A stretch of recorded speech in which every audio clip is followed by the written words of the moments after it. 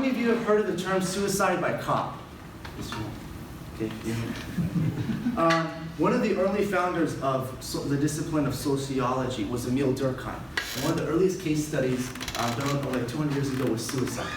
And he simply defines suicide as every case of death carried out by the victim, knowing that would produce that result. And then he had his own typologies and he put them into nice neat boxes and that kind of thing.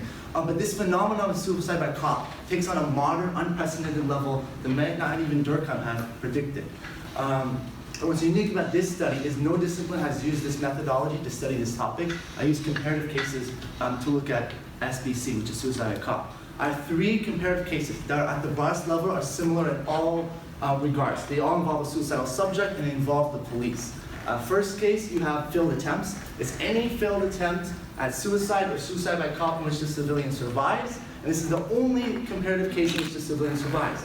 The second one you have is suicide not by cop. To keep it simple for you guys, I'll refer to it simply as suicide. It's essentially traditional suicide in the presence of police. So police are merely spectators here. And then finally we have the golden case. And everything gold in this presentation you want to pay attention to because this is what I'm trying to understand, which is suicide by cop. And to define suicide by cop, there's 3 elements. The first element, the subject has to demonstrate some sort of suicidal tendency. That can be behavioral or verbal cues, etc. Second, the subject needs to produce a threat or a perceived threat to police or others that creates a danger to society and the immediate surroundings. And finally, the most important thing is that the police are the ones who are ending the life of the civilian.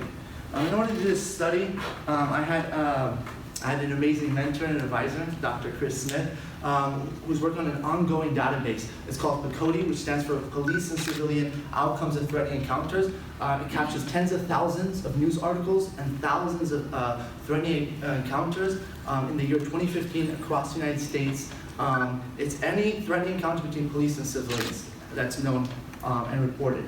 So what I did, I captured the first quarter of the data, January through March of 2015. That led me to 383 news articles and 136 suicidal events. So that's at the broadest level, we have 136 events. And so that boils down to 82 failed attempts, 36 suicides, and the rarest of all 3, suicide by cop, we only have 18. I had a lot of variables, but due to time constraints, I'm only going to look at the ones that are the most illuminating to our discussion and analysis of SBC. We have demographics, age, race, gender, which is self-explanatory. Weapon of choice, all these civilians were armed with minor exceptions in the failed attempts category. Civilian action towards the police is a very interesting variable because what is the most violent action the civilian does to the police? Because we already know what the police does to the civilian based on those definitions. In the first one, the police allow the civilian to survive, right? Doesn't end fatally. The second one, the police are really spectators. And then in the final one, we know the police fatally kill the civilian. Then we look at situation before officer, which is very interesting because that variable illuminates how do we get these 2 actors, these 2 groups to come into contact with each other. And then finally, the goal is to understand further cultural understandings of police violence and have an all-comprehensive look, and you'll see what I mean later on. So across the board, what you see, this is a white middle-aged male phenomenon. There's some variances in the data because half of the data on age and race is missing, and that is due to the method because of reporting with third-party news sources. But not to worry, the validity of this data is still strong, as I've confirmed with all prior studies on SBC that have been done. Then we look at weapon choice, which is really interesting. We look at failed attempts and SBC, suicide by cop. They're nearly identical in weapon of choice, which is interesting because even though they have similar weapon composition makeups, you have one in which the civilian survives, and the other one where the civilian is literally shot to death. And so what explains that is this variable, which is very powerful, is where we look at the most violent action of the civilian towards the police. At the contact fatal level, I strike that through because not a single civilian killed a police officer in all 136 events. Even though we know there are at least 18 cases that I'm going to show to you that the police have killed a civilian. So what's really interesting then is this non-contact threat level. Okay, so this is where the civilian is threatening the police either by brandishing a weapon, refusing verbal commands, etc., but not making contact with the police officer. This is no surprise here. right? 94% was SBC, because that's element 2 of the definition. You have to produce a threat, and that's part of the definition for SBC. What's interesting though, proportionally speaking, these other 2 cases are less than half. So what this really shows is that the civilian is really in control of the situation. The police are really reacting defensively to what is happening, okay? And then I'll further explain that. This is what's really interesting, is how do you get these 2 actors, these 2 groups to come into contact with each other? Across the board, the #1 reason why these 2 actors and groups are coming into contact with each other is this variable that's all-encompassing. It's called suicidal call. So that could be an attempt to suicide, a suicide in progress, or a suicidal subject. What's really interesting is your traditional suicide has the lowest proportion of these calls. It's interesting. And the highest proportion belongs to SBC. So which really shows you that suicide by cop is a really premeditated type of suicide. And police are literally called, okay, into a trap where they are transformed as an instrument to produce death. They're a means to an end, and the end here is death. But this also shows you that the officers are unprepared to handle this type of suicide. They're going into the situation with the preconceived notion that they're dealing with a form of suicide, a suicidal subject, but yet all 18 of these civilians died here. And so that calls into question in terms of agency response. So back to the whole cultural understanding thing that I said I was going to go back to. These statements were all taken after a police officer had an SBC had transpired, after they had killed a civilian. Okay, and you get a wide range of spectrums of response. On one side of the spectrum, you have officers who recognize this individual needs mental help, has psychological issues, but and the individual needs some help. And the help they got is they were shot to death. And then you move on to a more moderate understanding is where the officers say, if you're going to point a gun at an officer, there's a high probability you can get shot or killed. And then you have the other side of the extreme where we're going to match force with force. You're not shooting to stop them. You're not shooting to kill them. You're shooting them to stop them. And if stopping them means kill them, then that's where we're going to go with. So regardless of their ideologies, their viewpoints and takes on the matter, all 3 of these agencies were involved in SBC in which the civilian died. So it shows you that there's varying organizational response here. And then, to see the other side of it, you want to see the perspective of the civilians. I told you guys these events are premeditated, months and months in advance. Whether it's text messages, suicide notes, or it's conversations. This one was taken in our backyard in the heart of the Bay Area in San Francisco, California. It was a text message. He said, "You did nothing wrong. You ended the life of a man who was too much of a coward to do it himself. I provoked you. I threatened your life, as well as the lives of those around me.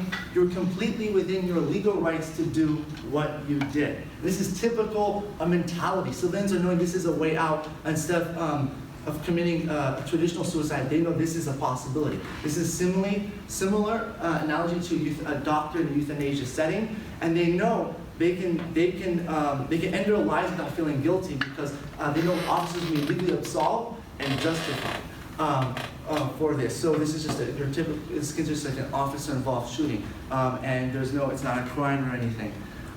There's some limitations, obviously.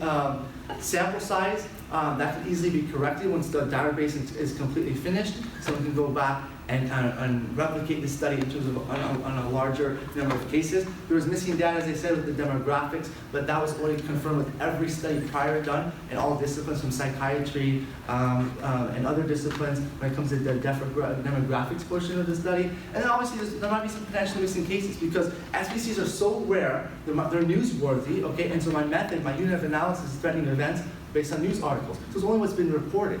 And so maybe a failed suicide in the failed attempts category might be swept under the rug. Obviously that's a potential thing that can happen. But yet the implications are strong and beneficial here. The more knowledge, the more accurate and better knowledge law enforcement has to approach these events and understand that these aren't just a type of suicide, but these are a unique form of suicide, and approach them with that understanding because the goal is to reduce the likelihood of use of deadly force in these situations. Thank you.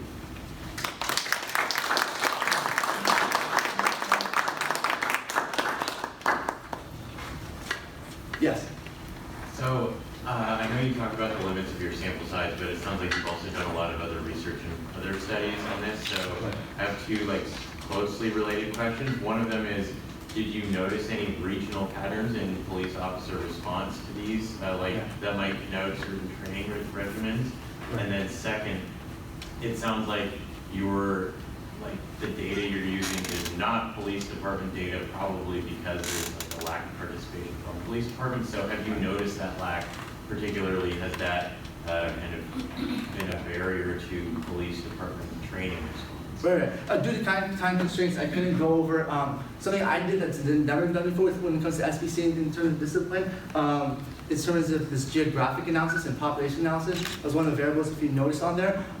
These are consistent with other federal police shootings. These are concentrated in the West. So out of 18 SBCs, 10 were in the West, 6 in California, 3 in NorCal, 3 in SoCal.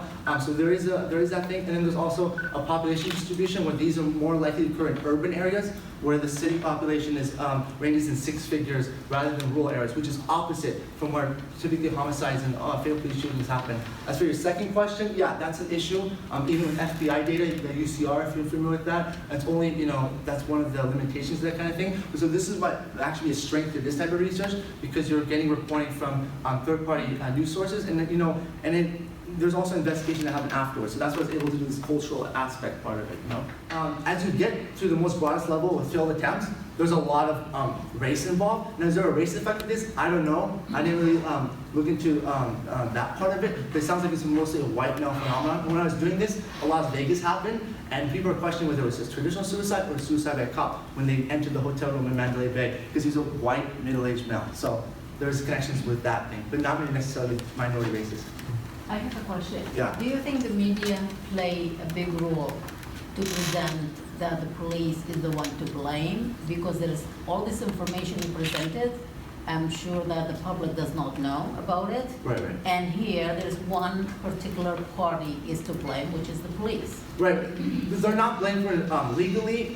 It's considered, another term for this is considered victim-precipitated homicides. It's considered like a type of murder or fatal police shooting. And also look at the stigma of the term, suicide by cop. I mean, cop in today's kind of climate is being considered a derogatory term. So it's very difficult when I was writing this book, what do I call them, police officers, is it agency, that kind of thing. But they might be seen in a negative light, but they're also seen as a win-win situation. The police want to survive these situations to see another day, and the civilians got what they wanted. So this one's very interesting. It might be an anomaly. Thank you, guys.